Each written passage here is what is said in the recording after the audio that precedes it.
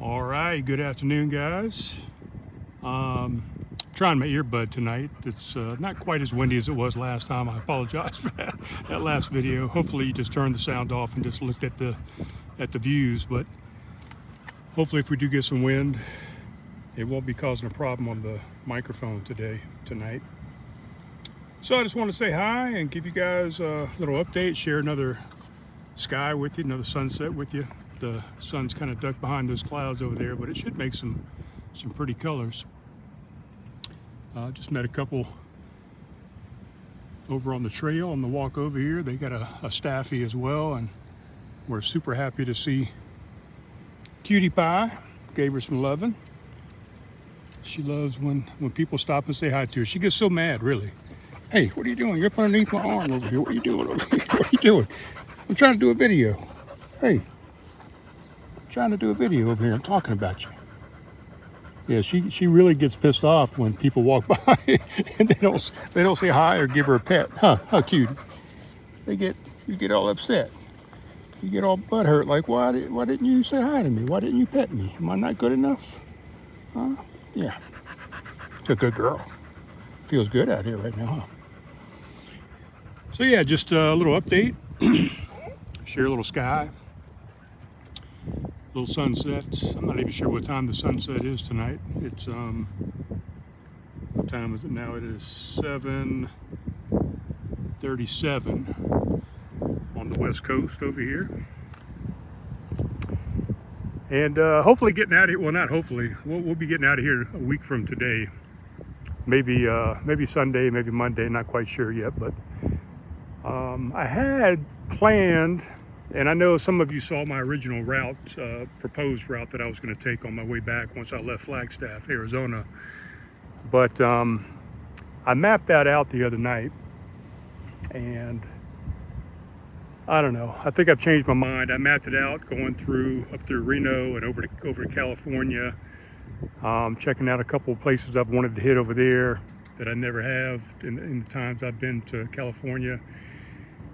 And then I was going to go up into Bend, Oregon. I was going to start coming back across through Wyoming and up to Montana, and of course going into Canada. But once I started mapping all that out, and I started looking at gas prices, and I started looking at mileage, and it's going to be way too expensive. I got some other things I need to take care of when I get back to South Carolina, and I got a trip that I'm planning to take up to Brooklyn to see my youngest son, Alec. I've never been up to Brooklyn to see him since he moved up there, so I want to get up there and see him. So I want to save a little bit of cash, and I just figured that trip was going to just be way too much mileage, a lot of mountain climbing, and a lot of gas usage, and the gas prices are not as friendly over here on the west coast as they are on the east and the south. So I've made a new plan. I've started mapping it out today.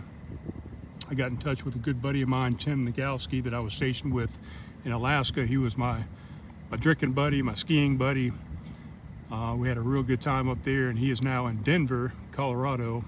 And I was going to make the stop through Denver regardless, but it was going to take me, let's see, let me count it out real quick for you. I had 1, 2, 3, 4, 5, 6, I don't know, at least probably 11 stops just to get back over to Denver. And that's normally driving about 350 miles a day.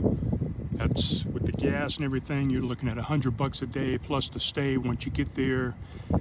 I'm usually doing Harvest Host as I'm going across, because they are free, but you do end up spending some money when you get there, because they want you to buy some of their wares and patronage. How do you say that? Patronize their establishment. So you normally end up spending some money, and sometimes you end up buying some too much stuff. And next thing you know, you've spent $100 at these places when it was supposed to be a free overnight stay. Anyway, regardless, it was going to be pretty expensive, and that was just to get to Denver. That wasn't even counting doing the rest of the trip that I had planned. So, little doggy over there, Cutie Pie. I see a little doggy over there. So we have decided to switch gears. So I started putting it together today. I think we're going to go up through Utah, stay at a place up there in Richfield, Utah. And then we're going to cut across and enter into Colorado, stay at a place there. I can't remember the name of the town. And then in the third day, we're going to end up going on to the west side of Denver at a place called Front Range Inn. It's a 100-year-old restaurant and bar up there. That's supposed to be about 15-minute drive to Red Rocks. A lot of people stay there and carpool from that location. You know, they coordinate with them, of course, and they'll park their cars there. They got a 2.5 acre lot, I think, or something. I think I saw on their website. A lot of people will carpool to go see an event at Red Rocks or whatever, concert. So it's about a 35-minute drive from my buddy's house to that place. I think it's Lakewood, Colorado. So we're going to do that, and then, hey, buddy, say hi to the camera. Say hi to everybody. And then my buddy Tim had offered for me to stay at his place for a couple of days, you know, just park on his curb and stay there. But I think what I've decided, because after 3 days of traveling, without hookups, I'm going to need some hookups to kind of recharge my batteries up to full speed, refill my water tanks, and do some laundry, dump my waste tanks. You know, I can do most of that at Tim's house, but I can't dump my waste tank, so I'm probably just going to stay at this campground, and it's right there next to his house. That way I won't have to inconvenience them, and although I appreciate the offer, I'll just stay at this campground. It's actually a state park, I believe. So we'll stay there for a couple nights and check out Denver. Let Tim show me around town a little bit. From there, what did I have scheduled from there? Colorado. I think, oh man, I can't remember. I think I'm going straight from there, maybe up into Nebraska, and maybe see a friend of mine in Nebraska, possibly, for a night. Man, this sky looks just as good over here as the sunset side of town. This is over here to the east, of course. Man, look at it. It's beautiful.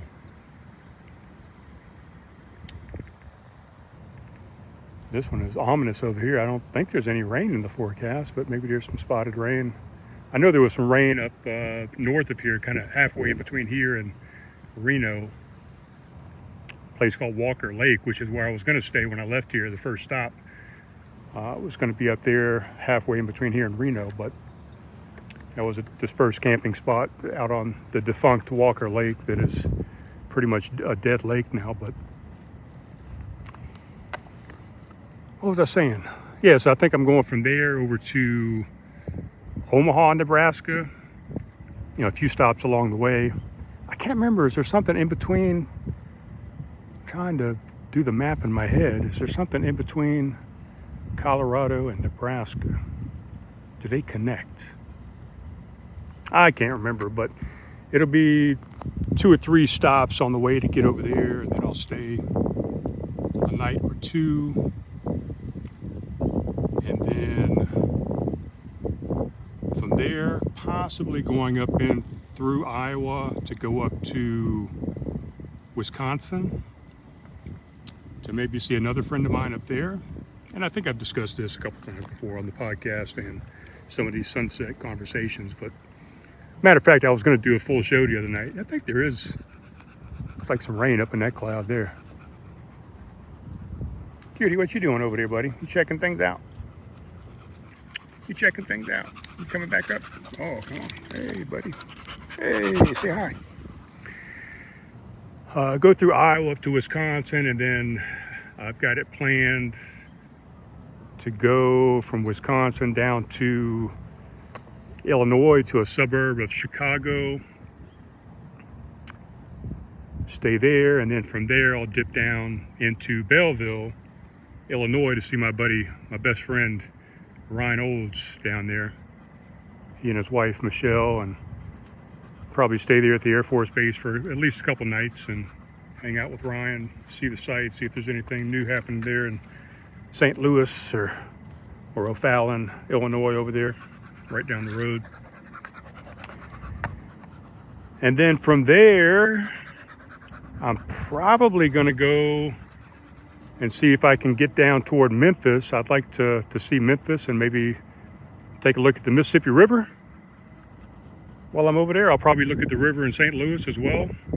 Possibly put a boat in. I'm not quite sure. Have to see what Ryan's doing, if he could possibly drive with me in the truck. This is what I'm thinking. This is what's going through my head. So drive with me in my truck. I'll drop the canoe in somewhere around the arch there in St. Louis, or some boat landing that we can find, and see if I can row down the river for a little bit. Maybe go, I don't know if I'm doing, I don't know what the flow is right now, but if it's anything like it was when we were on it back in 2021, that was a low water year. But by the time you hit St. Louis, all the dams have opened up, so you don't have any more dams backing the water up, and the flow was pretty nice. It was like 8 mile an hour flow, I think. So if I can get an 8 mile an hour flow, I could go for an hour downstream, go 8 miles and have Ryan pick me 8 miles down the road in my truck. So he could maybe go have a drink somewhere and then come down and pick me up. I don't know, just a thought. It's a cool thought. Zoom back out here so we can get a full view. So probably try and put the boat in there since I'll have some assistance, and then maybe pop down to Memphis, Tennessee, reminisce there, and maybe see my cousin. Not really my cousin. You'd have to go back and listen to that show, the Memphis Redux. I can't remember what episode that was, but scroll through my episodes there on YouTube and look for the Memphis Redux, and you'll find out who my cousin is real quick. Where you going? Going back down. And then maybe once I hit Memphis, if I've still got the money that I want in the bank and a little bit of time, I might venture all the way across the state of Tennessee and go back over to Irwin and maybe say hi to my buddy Slayton and his beautiful wife Lily. And Trout Law, old Nick over there. See what progress they've made over there at the Wahoo's Adventures. And then from there, of course, venture back down into South Carolina. Maybe a stop along the way somewhere. Golden Grove is always a nice stop for me when I leave Tennessee. It's kind of a good halfway point. Harvest Host location. I've stayed there a couple times. So that is the secondary, the plan B, loose plan, coming back to the East Coast. Who knows how long it'll take? It'll take as long as it takes, I guess. Coming back up. Hey. Hello. Hello. You're so cute.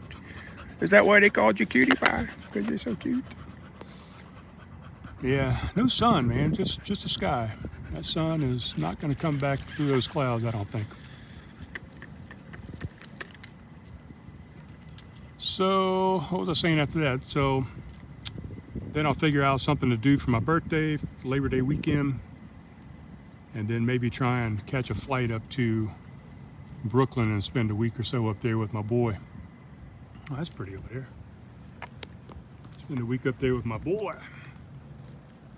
Although I texted him at like noon this morning, maybe 2 o'clock this afternoon, so about 5 hours ago at least. Motherfucker hadn't read my text or texted me back. And he's looked at my story on Instagram, so I know he's on his phone. He's active. But he's ignoring my text. Kids, right?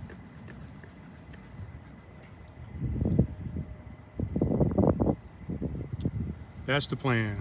What are we at? We're at 15 minutes now. It's a pretty good time frame. Hopefully we didn't get any hellacious wind this time. Bring you back over here to the east.